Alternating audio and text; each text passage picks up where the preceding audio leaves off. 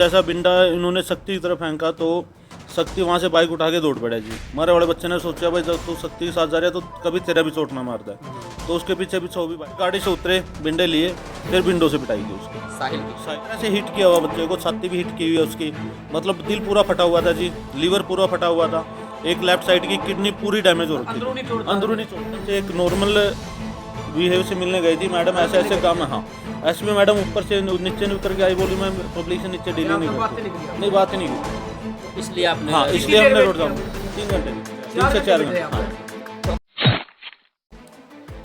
Haryana daily post देखने वाली सभी यूट्यूब और फेसबुक फैमिली को अंकुर ग्रोवर नरवाना की राम राम भाई। गैंग ऑफ हरियाणा बन गया भाई। आए दिन है जो हरियाणा के अंदर तमाम जगहों पर, अलग अलग डिस्ट्रिक्टों में, अलग अलग शहर में, अलग अलग गाँव में आए दिन है जो मर्डर की वारदातें बढ़ती जाने लग रही है। चुनावी माहौल है भाई, 24 का इलेक्शन है, तो जहाँ पे भी ये मर्डर जैसे जैसे होने लग रहे हैं, सीधी सी बात दिखने लग रहे हैं, जो एक नेक्सस है, जो जेल के अंदर बैठे जो अपराधी हैं वो फिलहाल साइलेंट तो हुए हैं, लेकिन उनके जो स्लीपर सेल हैं वो काम कर रहे हैं, साइलेंटली तरीके से कर रहे हैं। क्योंकि आपने देखे होगा अगर कोई बड़ी वारदात होती है, जो उनके बड़े आकाए हैं वो है जो अपनी जिम्मेदारी ले रहे हैं व्हाट्सएप पे या इंस्टा पे या फेसबुक पे, अलग अलग प्लेटफॉर्म पे। लेकिन फ़िलहाल जो हरियाणा में चल रहा है इसकी जिम्मेदारी कोई नहीं लेने लग रही है, लेकिन दिन बर दिन है जो आप देखने लग रहे हैं मर्डर होने लग रहे हैं, तो साइलेंटली वो काम चल रहा है। इनके आकाओं हुक्म है या क्या। और एक मामला और दूसरा तरीका का वजह है कि मैंने कहा चुनावी माहौल है, उसमें अगर जो मर्डर हैं, जो इसमें कल्प्रिट एक्यूज्ड हैं, उनके कुछ राजनीतिक है जो रिलेशन हुआ है, तो चुनावी माहौल में जो जो जो जुड़ रहे हैं राजनीतिक, उनको बचाया मतलब जाता है, उनको बस उस केस से निकालने की कोशिश करी जाने लग रही है। ये हमने यहाँ शिमला में भी देखा था जब ये मर्डर हुआ था, या फिर और तमाम जगह हैं, जैसे सरपंच साहब का मनीष का हुआ था, वहाँ पे भी ऐसी चीज़ें निकल के सामने आई भी, राजनीतिक दबाव है, राजनीतिक वो पाएंगे। तो ऐसे ही बाता गांव में एक मर्डर हुआ है 28 तारीख में। 28 तारीख में मात्र वो बंदा जो था नौजवान साथी, 17 साल का था वो लड़का, उसको है जो 5 बंदे आते हैं गाड़ी के अंदर, और उसका गांव के अंदर ही मतलब एक शरेआम गुंडागर्दी, उसको है जो पीटा जाता है, उसको है जो हथियारों के साथ मार दिया जाता है। और तमाशबीन हो गए भीड़ देखी वहाँ पर खड़ी हो गए देखती है, कोई बीच में नहीं आता है। तो इसमें है जो गांव वाले हैं जो धरना प्रदर्शन भी करते, 2 बार धरना प्रदर्शन उन्होंने किया था, रोड जाम किया था। जो कल्प्रिट है उनकी गिरफ्तारी को लेकर फ़िलहाल उसमें कुछ समथिंग है जो गिरफ्तारी हुई है, और जो फ़िलहाल क्या इसका स्ट्रगल चल रहा है इस पूरी जानकारी को लेकर। तो हम इस टाइम बाता गांव में आए हैं, जहां पर साहिल नाम के एक लड़के की जो मात्र 17 साल का था उसकी हत्या कर दी जाती है, निर्मम हत्या भाई साहब। उस गांव का बीच में, चौक का बीच में है, उसको बुलाया जाता है, फिर 5 बंदों के साथ उसके साथ है जो बताया गया है कि, और अप्रॉक्सीमेटली 5 बंदे थे, अभी हो सकते हैं। वो आते हैं, पहले गाड़ी से उसको टक्कर मारते हैं, और उसके बाद है जो उसकी है हथियारों के साथ उसको जो मार दिया जाता है, उसकी हत्या कर दी जाती है। तो जराइम की दुनिया बन चुकी है हरियाणा स्टेट है, जो क्राइम बड़े लेवल पर देखने को मिल रहा है। परिवार के लोगों से बात करते हैं कि फ़िलहाल क्या चल रहा है और एक्चुअल में इसकी जो क्या स्थिति है, कितने इसमें सच्चाई है। नमस्कार भाई। ये कितने तारीख को कितने बजे ये मामला हुआ है, और क्या इसकी अभी तक जानकारी है जो पुलिस ने दी है? ये 28 तारीख की शाम की बात है भाई, करीबन 4:30 बजे जो हमारा बच्चा था घर से बुला के लेके गया उसको, शक्ति सन ऑफ जबर सिंह है ना उसका, जबर सिंह, तो उसका फ्रेंड था, वो बोलिया उसकी बाइक ख़राब हो गई थी, तो बोलिया भाई सैली मना उठे तक बस स्टैंड तक छोड़िया, तो अपनी बाइक पे मैं अपनी बाइक उठा के अपने घर ले जाऊँगा। तो जैसे बस स्टैंड पर पहुँचे उसने अपनी बाइक उठाई, इसने शक्ति ने भी, साइन और शक्ति दोनों ने बाइक उठाई जो पुल के नीचे खड़े हैं। तो कत्थल की तरफ से एक गाड़ी आई, उस गाड़ी में 5 बंदे सवार थे जी। 4 अरेस्ट हो गए, एक अभी अरेस्ट नहीं हुआ, जिसके रिगार्डिंग हमने कल एसपी मैडम के ज्ञान में बात दी है, उसके बाद जाम भी लगाया है। तो उसके बाद उन्होंने क्या किया जी, बस स्टैंड गाड़ी से उतरे, उनकी तरफ बिंडे फेंकने शुरू कर दिए। हमारे को इस बारे में कोई नॉलेज नहीं थी कि क्या घटना है क्या घटना नहीं है। तो उसके बावजूद जैसा बिंडा इन्होंने शक्ति की तरफ फेंका तो शक्ति वहाँ से बाइक उठा के दौड़ पड़ा जी। हमारे बड़े बच्चे ने सोचा भाई जब तू शक्ति के साथ जा रहा है तो कभी तेरा भी चोट ना मारता है, तो उसके पीछे पीछे वो भी बाइक लेकर चल पड़ा। उसके बाद वहाँ से गाड़ी उनके पीछे दौड़ाई है जी, करीबन आधा किलोमीटर होगा चौंक बस स्टैंड से 500 मीटर दूर एक हमारे गांव में धर्मवाड़ा चौंक के नाम से मशहूर है जी। मतलब वहाँ शाम के टाइम में 20-30 लोग हमेशा बैठे रहते हैं जी। गाड़ी से बंदे खिड़की से उतर के किलकी मारते मारते जा रहे, भाई साइड में हो लियो, साइड में हो लियो। मतलब ये बात 11 फुट की गली है जी, 11 फुट की गली में करीबन गाड़ी 120 की स्पीड से उन्होंने भगाई है, जो हमारे बच्चों के पीछे लगी हुई थी। तो चौक में जाने के बाद जो शक्ति, वो तो चौक था भाई, उसी की पट्टी का था, उसको पता था रास्ता कहाँ से सेफ है। वो अपना सेफ रास्ते से होते अपने घर निकल गया, घर से फिर वापसी आ गया। तो उस दौरान हमारे बच्चे ने सोचा भी थोड़ा सा ब्रेक दे के, भाई तू तो निर्दोष है, तेरा क्या बोल लगे, और हल्का सा ब्रेक दिया। इतने पीछे से उन्होंने गाड़ी से उसको उठा के, मतलब जो इतनी 120 की स्पीड से गाड़ी सीधी टक्कर में लगा दी उन्होंने। फिर गाड़ी से उतरे, बिंडे लिए, फिर विंडो से पिटाई की उसकी, साहिल की। हाँ पूरा प्लान, मतलब हाँ पहले प्लान बना के आए हुए थे कि आज चोट मारने, मतलब मर्डर करना ही करना है। आप साहिल के अकेला हो? मैं ताऊ जी उनका।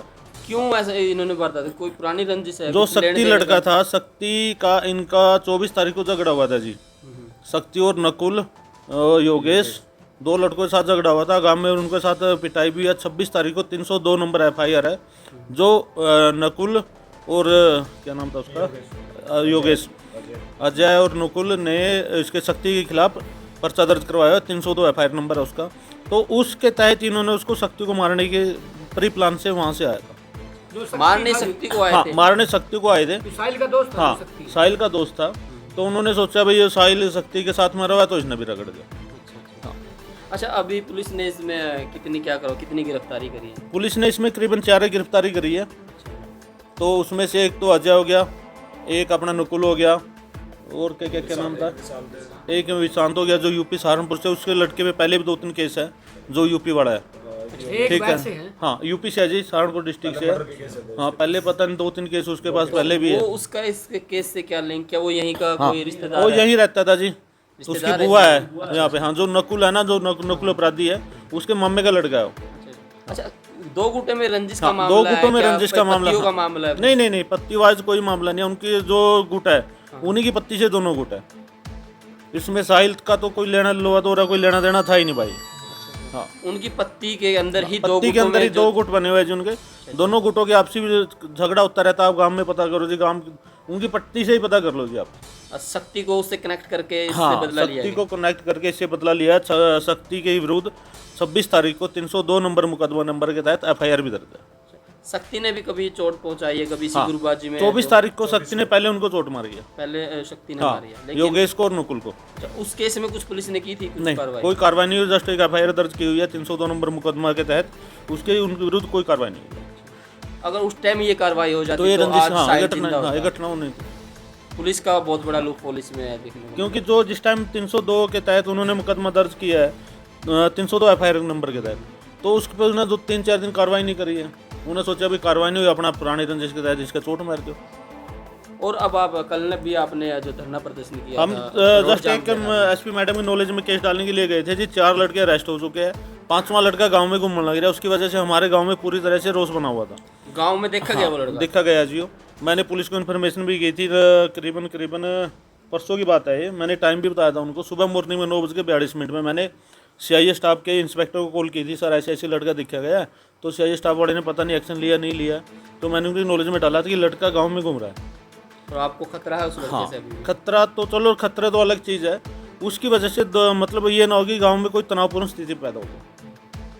तो अब आप मांग कर रहे हो कि वो पकड़ा जाए? हाँ, तो हमने कल जस्ट एक SP मैडम को ज्ञापन देने के लिए गए थे कि मैडम जी अगर आपको लग रहा है बच्चा दोषी है, हम ये नहीं बोल रहे कि आप किसी निर्दोष को सजा दो।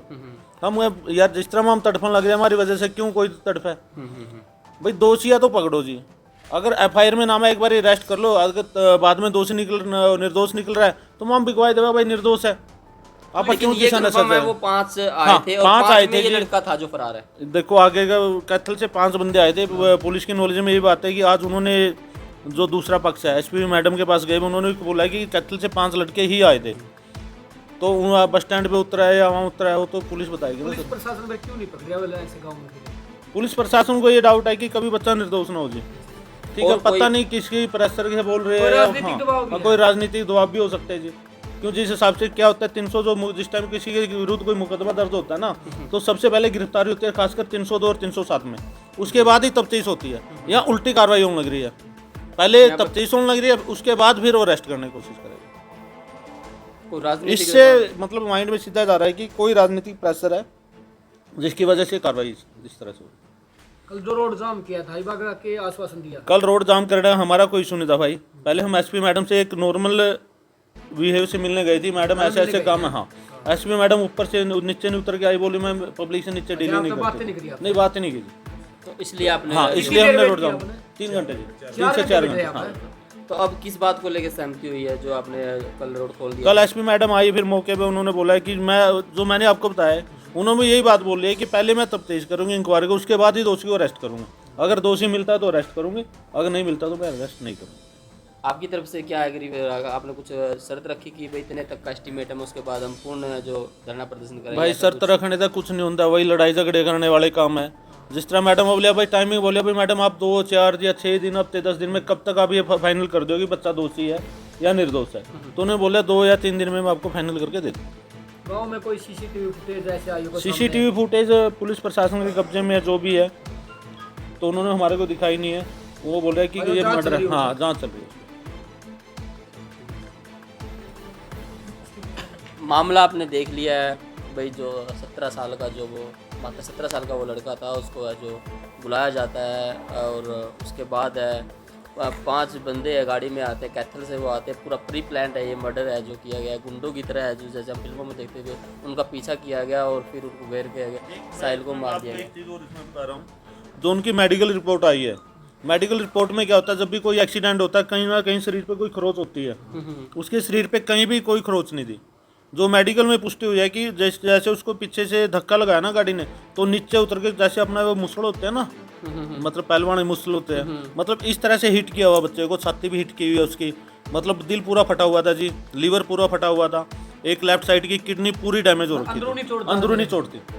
मतलब जिस भी कोई भी एक्सीडेंट हो यार, साफ सी बात है, खरोच हुआ है। उसके शरीर पे एक भी खरोच के निशान नहीं आए, एक सिंगल निशान। मैं को अब चौक को उसकी पिटाई करके शरीर पे कोई निशान, शरीर पे कोई निशान, मतलब कुछ अंदरूनी चोट, मतलब जिससे फुटते भी ना। ये भारी चीज है। हाँ, अब फुटता नहीं। अगर एक्सीडेंट है प्रॉपर, अगर आप किसी चीज का कोई एक्सीडेंट करेगा ना भाई, खरोच आनी आनी है। मेंटलिटी मर्डर हाँ, करने की मेंटलिटी मर्डर पहले से प्लानिंग थी मतलब उनके पास। हाँ, किया। प्री प्लान था जी। क्योंकि जैसे मेरी बात हुई है डॉक्टर साहब से, उन्होंने बोला कि जैसे अपना कोई पूरी हैवी चीज होती है ना, उसको लेटा के ऐसे मुझसे कुटाई की हुई। हाँ, दाब से।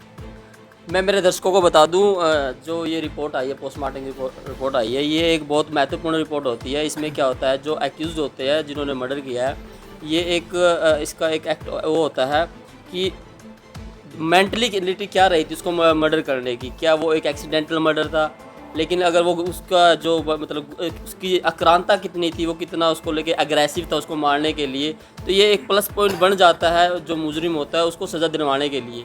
कि एक जैसे मैं बता दूँ, एक वार किया है, वो गुस्से में वार किया होता है कि एक तुरंत प्रभाव से वो किया गया। अगर उसको लगातार 20 बार कर दिए जाते हैं, यानी उसकी मेंटलिटी थी कि वो उसको मारने के मकसद से ही आया था। तो जैसे यहाँ पर बताया गया है कि जो मुसल है, जो पहलवान यूज़ करते हैं, उसको मतलब एक इस तरीके से मारा गया कि उसको मारना ही था, ना कि वो उसके कुछ चोट पहुँचाने आए थे, उसको मारने आए थे। प्लस पॉइंट रहेगा उनको है जो सज़ा दिलवाने के लिए।